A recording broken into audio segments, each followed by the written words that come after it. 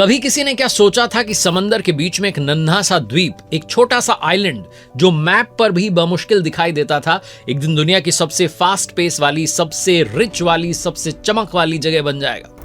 एक टाइम था जब इस जमीन पर सिर्फ जंगल थे, दलदल था और कुछ टूटी फूटी कश्तियां थी।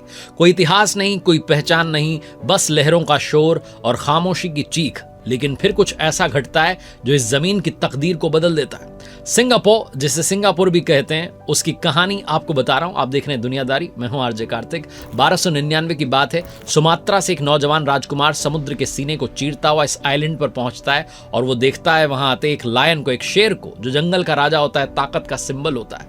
राजकुमार की आंखों में एक ड्रीम आता है कि ये धरती अब सिर्फ धरती नहीं रहेगी, ये बनेगा सिंहपुर, शेरों का नगर। और वहीं से शुरू होता है एक ऐसा सफर जो सदियों के बाद सिंगापुर बन जाता है। एक कंट्री नहीं बल्कि एक इंस्पिरेशन है।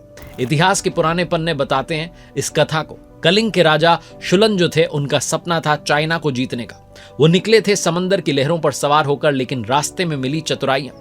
चाइनीज लोगों ने एक चाल चली। कुछ बूढ़े जो थे वो नौकायन करके आए और कहने लगे कि जब हम निकले थे तब जवान थे, अब बुढ़ापे की लाठी के सहारे यहां पहुंचे हैं, चाइना तो अभी भी दूर है। राजा शुलन मुस्कुराए और आगे नहीं बढ़े, बल्कि वहीं रहे। एक मलय राजकुमारी से विवाह किया और इतिहास ने एक नया मोड़ ले लिया। सिर्फ तलवारें नहीं, संस्कृति, प्रेम और योजना ने इस धरती की नींव रखी। सिंगापुर, जिसे सबने छोड़ा लेकिन उसने खुद को नहीं छोड़ा।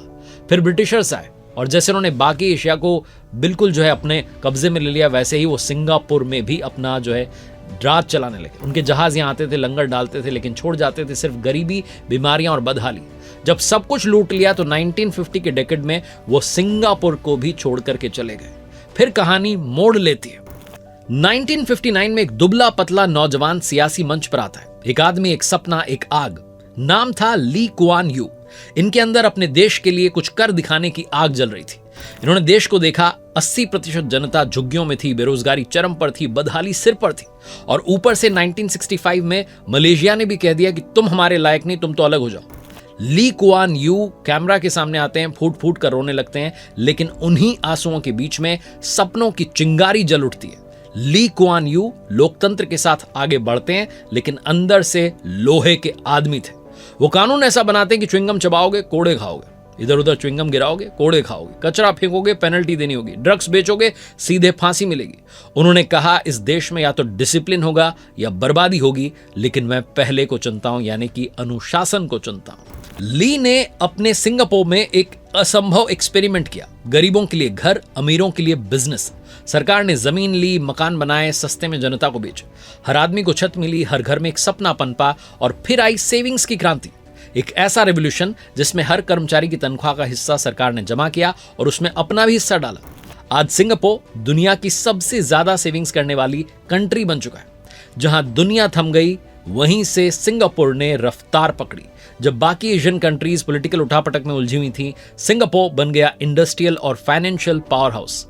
फॉरेन की कंपनीज झुंड की तरह वहां आई, जैसे समंदर में कोई तेज रोशनी चमक उठी हो। 10 साल में वहां बेरोजगारी लगभग 0 हो गई। हर साल 9% की जीडीपी ग्रोथ हुई। एक ऐसा ग्राफ जिस पर बाकी देश सिर्फ सपना देख सकते थे। आज का सिंगापुर एक रोशनी जो रात में भी जलती है। जब आप वहां जाएंगे तो देखेंगे चमचमाती इमारतों को, रोबोट से भरे एयरपोर्ट को, और ऐसी सफाई की धूल को भी वहां जगह न मिले। यहां हर 6 में से एक परिवार करोड़पति है। शांति ऐसी है कि बच्चा आधी रात को भी अकेला घर लौट सकता है। और शिशु मृत्यु दर दुनिया में सबसे कम है, यानी कि जीवन जीने के चांसेस सबसे ज्यादा है।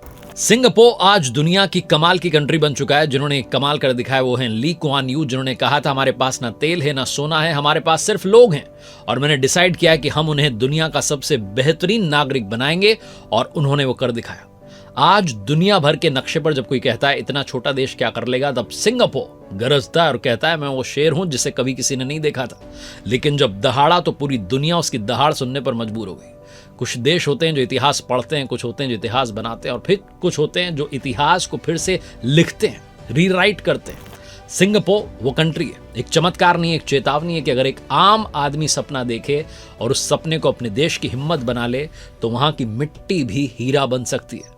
हमारे प्रधानमंत्री जी जब सिंगापुर के दौरे पर गए तो उन्होंने कहा कि मैं अपने देश में कई सारे सिंगापुर बनाना चाहता हूं। सिंगापुर आज दुनिया भर की कंट्रीज के लिए इंस्पिरेशनल कंट्री बन चुका है।